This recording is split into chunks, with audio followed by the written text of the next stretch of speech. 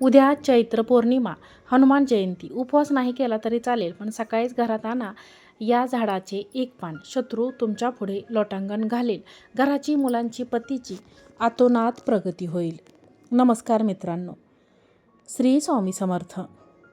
उद्याचा सूर्योदय तुमच्या आयुष्यात एक नवा चमत्कार घेऊन येणार आहे.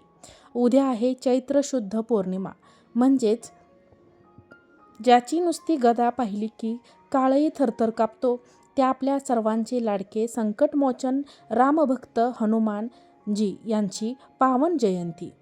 अनेकांचे मला मेसेज येतात की फोन येतात की ताई, आम्हाला हनुमान जयंतीचा उपवास करायचा आहे, पण घरातील कामांचा व्याप एवढा आहे की उपवास करणे जमत नाही किंवा प्रकृती साथ देत नाही. मग आम्हाला मारुतीरायाचा आशीर्वाद मिळणार नाही का? तर माझ्या सर्व मैत्रिणींनो, आज तुमची ही चिंता कायमची मिटणार आहे. शास्त्र सांगतं की भक्ती ही पोटात नाही तर पोट तिडकीत असावी लागते. उद्या तुम्ही उपवास नाही केला तरी चालेल, पण उद्या सकाळी सूर्योदयाच्या आधी मुहूर्तावर, ब्रह्ममुहूर्तावर एक विशिष्ट झाडाचे एक पान तुमच्या घरात घेऊन या. ही केवळ एक पान नाही, तर हे साक्षात हनुमानजींचे कवच आहे. हे एक पान तुमच्या घरात आणल्यानंतर अवघ्या 24 तासांच्या तुमच्या आयुष्यातील जी जुनी गरिबी, जी तुमच्या घराला कोणाची तरी लागलेली बाधा करणी जे असेल, नजरबाधा आणि वर्षानुवर्ष चालत आलेली इडापिडा जळून भस्म होईल. जे शत्रू आज तुमच्या प्रगतीवर जळतात, तेच शत्रू उद्या तुमच्यासमोर लोटांगण घालतील. तुमच्या पतीचे व्यवसाय, नोकरी आणि काही जी घरामध्ये भरभराट होईल आणि तुमच्या मुलांची प्रगती पाहून जगाला, दुनियेला देखील आश्चर्य वाटेल. हे अचानक कसं झालं? हा उपाय नेमका काय आहे? ते झाड कोणतं आहे? आणि त्या एका झाडाचे पान तुमचं नशीब कसं उजळणार आहे, हे मी तुम्हाला आजच्या या व्हिडिओमध्ये सांगणार आहे. त्यासाठी हा व्हिडिओ शेवटपर्यंत नक्की पहा.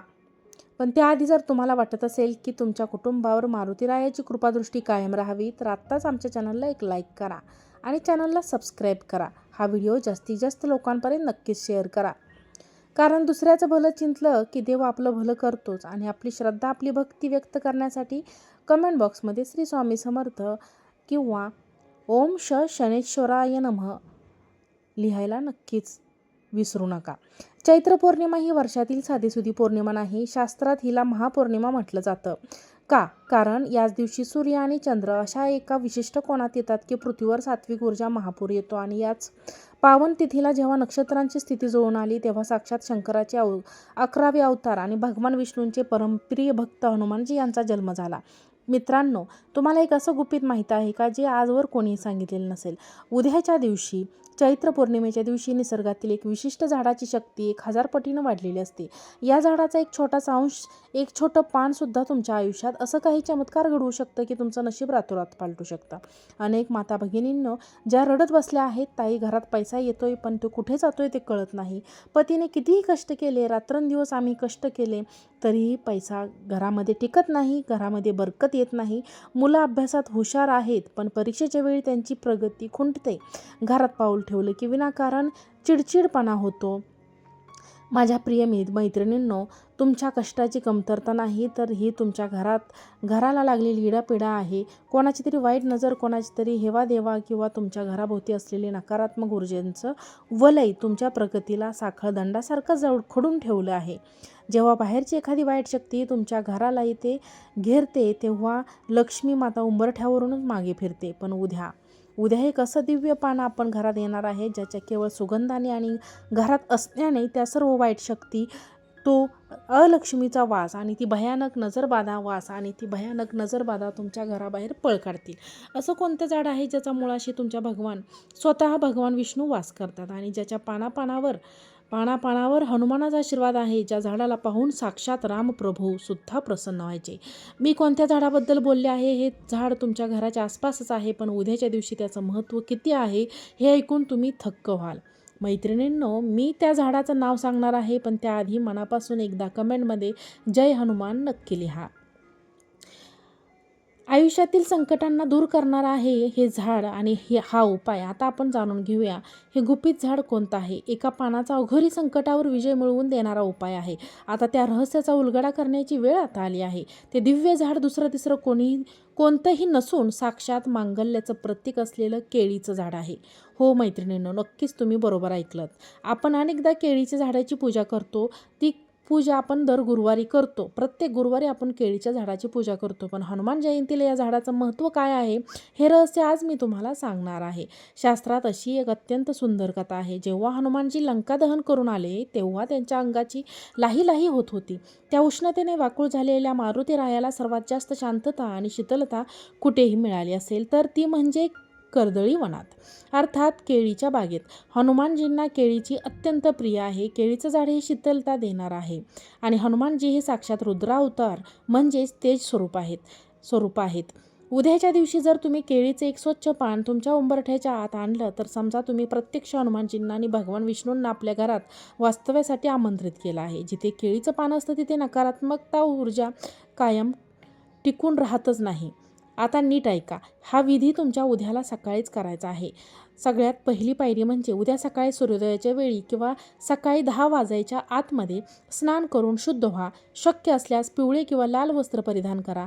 ज्यानंतर एका केळीच्या झाडापाशी जा. तिथे गेल्यावर रिकाम्या हाताने पान तोडू नका. आधी झाडाला हात जोडून नमस्कार करा आणि म्हणा, हे वृक्षदेवता, मी माझ्या घराच्या रक्षणासाठी आणि प्रगतीसाठी तुमचं एक पान सोबत नेत आहे. मला आशीर्वाद द्या. 2. त्या झाडाचे एक लहान कोवळं पान, अतिशय स्वच्छ पान सन्मानाने तोडून घ्या. लक्षात ठेवा, ते पान कुठेही फाटलेले नसावे किंवा त्यावर डाग नसावेत. ते पान म्हणजे तुमच्या घराचं नशीब आहे, त्यामुळे ते कापताना अत्यंत काळजी घ्या. 3. हे पान घरी आणल्यानंतर स्वच्छ धुवून घ्या. त्यावर शुद्ध पाणी किंवा शक्य असल्यास गंगाजल शिंपडा. त्यामुळे त्या पानातील दैवी ऊर्जा जागृत होते. 4. चौथी आणि सर्वात महत्त्वाची गोष्ट म्हणजे आता एका वाटीत थोडा पिवळा गंध किंवा हनुमानजींचा प्रिय शेंदूर घ्या. त्यात थोडं चमेलीचं तेल किंवा गंगाजल मिसळा. आता आपल्या उजव्या हाताच्या अनामिका बोटाने त्या पानावर मध्यभागी मोठ्या अक्षरात लिहा, राम. राम. तुम्हाला माहीत आहे का हनुमानजींच्या अफाट शक्तीचं गुपित कशात आहे? ते त्यांच्या गदेत नाही तर ते राम या नावात आहे. शास्त्रात लिहिलं आहे, राम न सकही नाम गुणगाई, अर्थात खुद राम प्रभूसुद्धा राम नावाचं महत्त्व पूर्ण सांगू शकत नाहीत. ज्या पानावर तुम्ही राम लिहिता त्या पानाचं रक्षण करण्यासाठी हनुमानजी स्वतः गदा घेऊन 24 तास तिथे पहारा देतात. पण मित्रांनो, हे राम नाव लिहिलेलं पान घरात नेमकं कुठे ठेवायचं? ते घराच्या मुख्य दरवाजावर लावायचं किती जोरीत? आणि हे पान ठेवल्यानंतर तुमच्या शत्रूंची बोलती कशी बंद होईल हे जाणून घेणं सर्वात महत्त्वाचं आहे. कारण एक छोटीशी चूक या उपायाचं फळ कमी करू शकते. ते गुपित मी तुम्हाला पुढच्या 2 मिनिटात सांगते. तोपर्यंत हा व्हिडिओ सोडू नका. हा व्हिडिओ शेवटपर्यंत पहा. प्रगतीचा महामार्ग आणि शत्रूंचा नायनाट, केळीच्या पानाचा प्रयोग. आता सर्वात महत्त्वाची गोष्ट, हे राम नाव लिहिलेलं केळीचं दिव्य पान तुम्ही तयार केलं, पण याचा वापर तुमच्या पतीच्या आणि मुलांच्या प्रगतीसाठी नक्की कसा करायचा हे तंत्र नीट समजून घ्या. कारण हीच ती कृती आहे जी तुमच्या घराचं भाग्य उजळणार आहे. विधीची पुढची पायरी, हे पान तयार केल्यावर ते तुमच्या देवघरात भगवान विष्णूंच्या किंवा हनुमानजींच्या चरणापाशी ठेवा. जर देवघरात जागा नसेल तर जिथे तुम्ही तुमचे दागिने किंवा कष्टाचे पैसे ठेवता त्या तिजोरीमध्ये हे पान अतिशय आदराने ठेवा. हे पान तिथे ठेवताच त्यातील राम नावाच्या लहरी तुमच्या संपत्तीवर आणि घरावर एक संरक्षण कवच तयार करतील. पूर्ण 24 तास म्हणजे हनुमान जयंतीचा संपूर्ण दिवस आणि रात्र हे पान तिथूनच राहू द्या. 24 तासानंतर दुसऱ्या दिवशी सकाळी हे पान हातात घ्या. आता लक्ष देऊन ऐका. हे पान घेऊन तुमच्या पतीच्या आणि मुलांच्या डोक्यावरून घड्याळाच्या काट्याच्या दिशेने 3 वेळा फिरवा, म्हणजेच ओवाळा. हे केल्याने नक्की काय होतं? पतीची प्रगती आणि मुलांची पतीची प्रगती, व्यवसायात, नोकरीत जे छुपे अडथळे येत आहेत, कोणाची तरी वाईट नजर बाधा तुमच्या प्रगतीला लागलेली आहे, ती सर्व नकारात्मक ऊर्जा हे केळीचं पान स्वतःमध्ये शोषून घेतं. विनाकारण होणारे वाद, कामात कटकटी थांबून त्यांचा सन्मान वाढ होईल. मुलांच्या यशासाठी जर तुमच्या मुलांचं अभ्यासात मन लागत नसेल, त्यांची एकाग्रता कमी झाली असेल किंवा त्यांना सतत भीती वाटत असेल तर हनुमानजींच्या कृपेने त्यांची बुद्धी तल्लख होईल.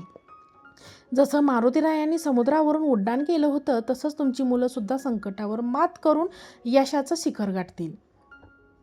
शत्रूंचा नायनाट. सर्वात महत्त्वाचं म्हणजे जे लोक तुमच्या पाठीमागे कारस्थान करतात जे तुमच्या सुखावर जळतात त्यांची शक्ती मारुती रायांच्या गदेसमोर आणि या राम नावाच्या समोर पूर्णपणे शून्य होईल. ते शत्रू तुमच्यासमोर लोटांगण घालतील. त्यांची तुमच्याकडे वाकड्या नजरेने पाहण्याची हिंमत होणार नाही. तुम्ही विचार करत असाल की केळीचं पानच का? मित्रांनो, केळीच्या पानात सात्विकता शोषून घेण्याची अफाट आणि नैसर्गिक शक्ती असते. तुमच्या घरात असलेले वर्षानुवर्षाची इडापिडा आणि दरिद्रपणा हे पान आपल्याला खेचून घेतं आणि तुमच्या घराला एखाद्या मंदिरासारखं शुद्ध करतं. पानाचं विसर्जन कसं करायचं? आता हे ऐका. ओवाळून झाल्यानंतर हे पान इकडे तिकडे फेकू नका. हे पान एखाद्या वाहत्या पाण्यात प्रवाहित करा. किंवा जर पाणी नसेल तर एखाद्या मोठ्या झाडाच्या मुळाशी जिथे पाय लागणार नाही अशा ठिकाणी ते पान आदराने अर्पण करा. हा उपाय करताना मनात कोणताही एक संकल्प असायला हवा आणि जशी कोणती गुपित गोष्ट आहे जी तुम्हाला घरातून बाहेर पडताना करायची आहे हे जाणून घेतल्याशिवाय हा विधी अपूर्ण आहे. ते गुपित मी तुम्हाला आता सांगणार आहे. व्हिडिओ शेवटपर्यंत पहा कारण हीच शेवटची गुरुकिल्ली आहे.